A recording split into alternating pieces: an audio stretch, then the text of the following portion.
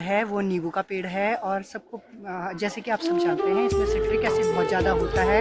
तो ये जुखाम के लिए जैसे अगर चाय में डालो तो नींबू वाली चाय अगर बनाएं तो ये बहुत अच्छी होती है। तो सारे गुरास का पेड़ और इसमें गुरास के फूल लगते हैं और ये जो गुरास के फूल होता है उससे जूस बनाया जाता है और ये जो जूस होता है वो हार्ट के लिए बहुत ही फ़ायदेमंद होता है। आप सभी को मेरा प्यार भरा प्रणाम, सुप्रभात। काशी विश्वनाथ की सुंदर सी नगरी गुप्तकाशी में आपका बहुत बहुत स्वागत है। आज आपको अंतर्राष्ट्रीय वन दिवस की बहुत बहुत शुभकामनाएं। और आज हम विद्यालय में अंतर्राष्ट्रीय वन महोत्सव भी मनाएंगे और मैं इसके तहत आपको विभिन्न वनों में जो हमारे स्कूल में पेड़ पौधे, बहुत सारे पेड़ पौधे लगाए गए हैं, उनके महत्व के बारे में बताऊंगी। और कई हमारे यहाँ औषधीय पेड़ भी हैं और औषधीय पौधे भी हैं, उनके बारे में भी मैं आपको ज़रूर जानकारी देना चाहूँगी। मेथी के यम्मी पराठे और चाय के साथ हमारे सुबह के नाश्ते की शुरुआत होगी।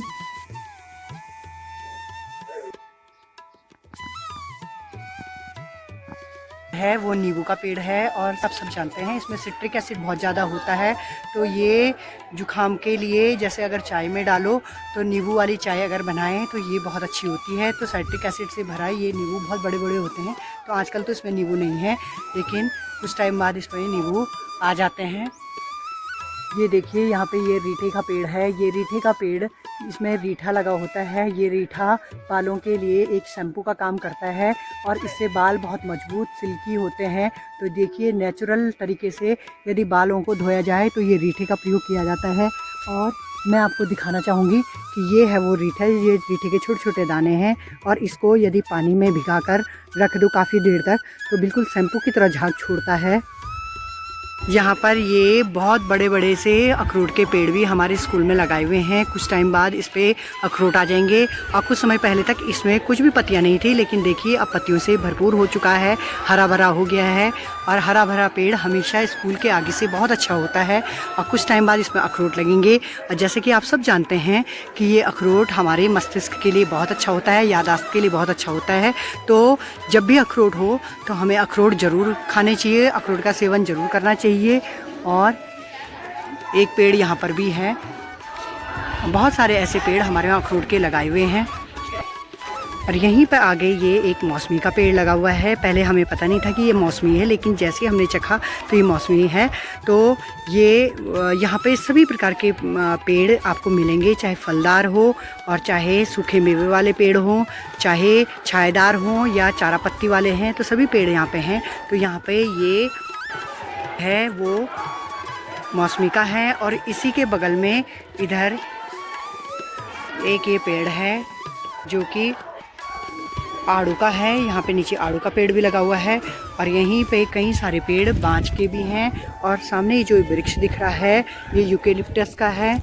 और ये तो मैंने आपको पहले भी बताया था, यहाँ पे ये जो पेड़ है ये रीठा है। और रीठा पहले टाइम पर बालों को धोने के लिए इसका उपयोग किया जाता था। यहीं पर आगे एक ये जो वृक्ष दिख रहा है आपको, ये संतरे का है। और संतरा आज सबको पता है कि विटामिन सी से भरपूर ये संतरा हमारी त्वचा के लिए कितना फ़ायदेमंद होता है। तो यहाँ पर हमारे इन छोटे छोटे बच्चों ने छोटे छोटे पेड़ लगाए थे, लेकिन देखिए आज ये पेड़ इतने बड़े बड़े हो चुके हैं। यहाँ पर ये जो पेड़ है ये आड़ू का पेड़ है और ये पिछले साल ही बच्चों ने लगाया था और बहुत छोटा पेड़ था। और ये देखिए आज थोड़ी बड़ा हो चुका है और बच्चों ने ये छोटे छोटे पेड़ लगा के देखो आज इनको इतना बड़ा कर दिया है। कल ही इनमें फल आ जाएंगे और सभी इन फलों का आनंद लेंगे। तो जो ये पेड़ होते हैं फलदार पेड़, तो ये ही स्कूल की शोभा बढ़ाते हैं। तो स्कूल की शोभा केवल दो ही चीज़ों से होती है। तो सभी जानते हैं कि स्कूल की शोभा केवल दो ही चीज़ों से होती है, या तो विद्यार्थियों से या तो पेड़ पौधों से। तो आज ये पेड़ पौधे इतने बड़े हो चुके हैं और बड़े ही अच्छे लग रहे हैं। यहीं पे आगे एक ओरिएंटल प्लांट भी लगाया हुआ है। ये केवल शोभा देने के लिए जो प्लांट है वो लगाया है और बड़ा ही अच्छा लगता है। ये पेड़ अच्छे लग रहे हैं। यहीं पे आगे एक ओरिएंटल प्लांट भी लगाया हुआ है। ये केवल शोभा देने के लिए जो प्लांट है वो लगाया है और बड़ा ही अच्छा लगता है ये पेड़। यहीं पे आड़ू के पेड़ हैं और इसमें अब छोटे छोटे आड़ू आने लग गए हैं यहाँ पे। ये देखिए, यहीं पे जो ये आड़ू का पेड़ है ये भी बहुत ही फ़ायदेमंद होता है और इसकी जो खटास होती है वो चटनी में यूज़ की जाती है। तो ये फलदार वृक्ष हैं और इन फलों को, जो लोकल फल होते हैं सीज़न के फल, वो कहते हैं कि ज़रूर खाने चाहिए और जब भी सीज़न में होते हैं तो इनका सेवन ज़रूर करना चाहिए और ये हमारे शरीर के लिए बहुत ही फ़ायदेमंद होते हैं।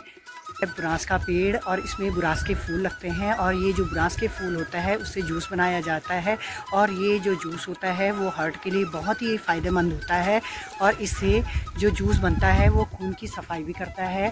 तो यदि आपको कहीं भी बुरांस मिलता है तो आप उसकी जूस बना लीजिए और लगभग ये गर्मियों में पिया जाता है। तो इससे जो हमारे पेट की में ठंडक बनी रहती है। तो हमारे पहाड़ में ऐसे कई पेड़ हैं और हमारे स्कूल में तो हमने कई पेड़ ऐसे लगाए हुए हैं जो फूलों से और फलों से भरपूर हैं और जो फ़ायदेमंद भी होता है। तो बिल्कुल गुलाबी गुलाबी लाल फूलों से भरा ये बुरांस का पेड़ अभी तो छोटा है, लेकिन एक बड़ा पेड़ हमारे नीचे भी है तो वो भी मैं आपको ज़रूर दिखाऊंगी। और यहाँ पर ये सारे ये आड़ू के पेड़ ये भी हैं और ये है अल्मोड़ी का पेड़ और ये हमारे केवल पहाड़ी क्षेत्रों में ज़्यादा होता है और इसमें खटास होती है और ये चटनी के लिए उपयोग किया जाता है और ये पेट के लिए, आंतों के लिए बहुत ही अच्छा होता है क्योंकि इससे ठंडक होती है। तो ये जैसे इसकी चटनी खाओ तो इसको हज के साथ और नमक के साथ इसकी चटनी बनाई जाती है और ये आंतों की सफाई करता है। बुरांस के फूल जिसका जूस की मैं बात कर रही थी, अब क्योंकि बुरांस लगभग समाप्ति की ओर है तो इसके बुरांस सारे निकल चुके हैं, एक दो फूल बचे हुए हैं यहाँ पे बुरांस के।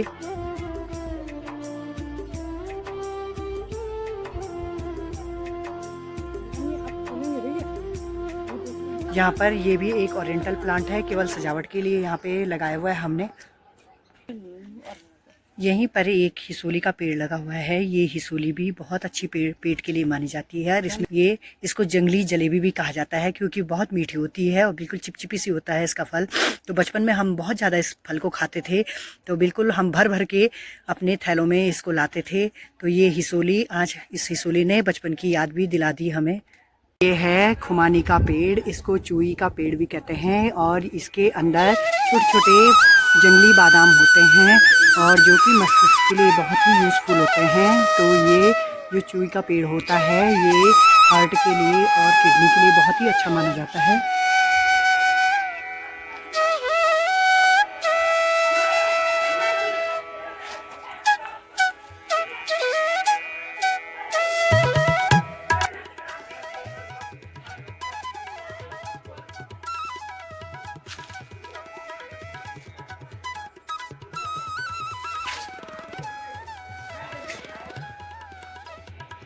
तो हमारे यहाँ विद्यालय में आकर ऐसा लगता है जैसे हम गुरुकुल में आ रहे होंगे। तो जैसे पहले गुरुकुल बिल्कुल पेड़ पौधों के बीच में और बहुत सारे पेड़ों के बीच में एक स्कूल हुआ करती थी, तो वैसे ही हमारा विद्यालय भी है, बिल्कुल जंगल के बीच में है और यहाँ सभी प्रकार के पेड़ पौधे और बच्चे जब यहाँ आते हैं तो वही अनुभूति होती है जैसे गुरुकुल की होती है। हम पहुँच चुके हैं स्कूल से घर, छोटे छोटे बच्चों की भी छुट्टी हो गई है।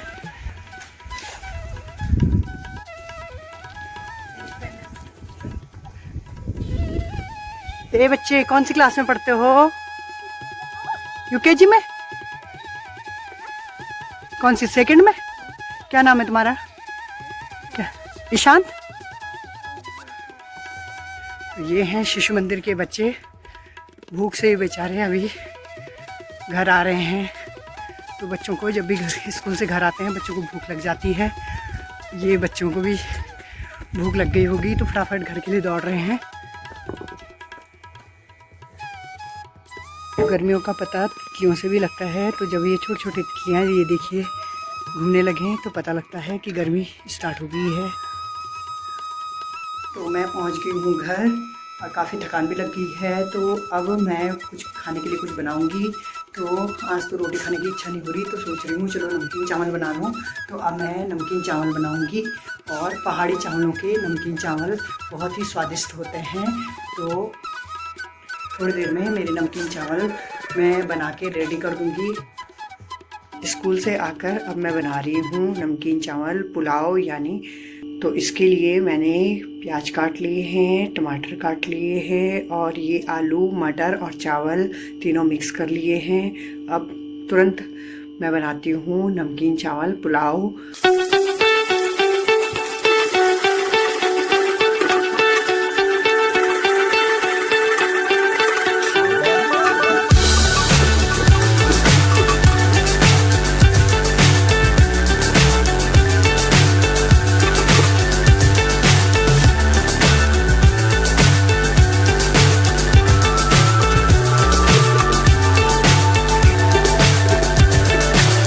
So high, I'm hypnotized. What's up is down, what's left is right. Chasing stars and holding you. I can't see the end, but we'll see it through.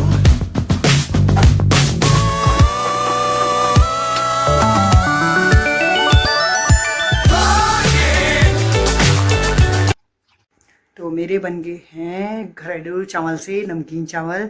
ये देखो, ये बहुत यम्मी और स्वादिष्ट शायद बने होंगे क्योंकि कलर तो अच्छा ही लग रहा है।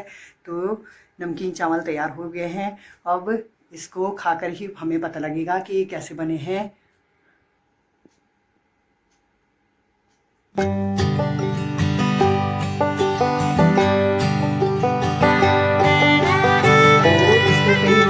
चावल बोलते हैं और कहीं पुलाव कहते हैं, तो जो भी कहें स्वाद तो एक ही है।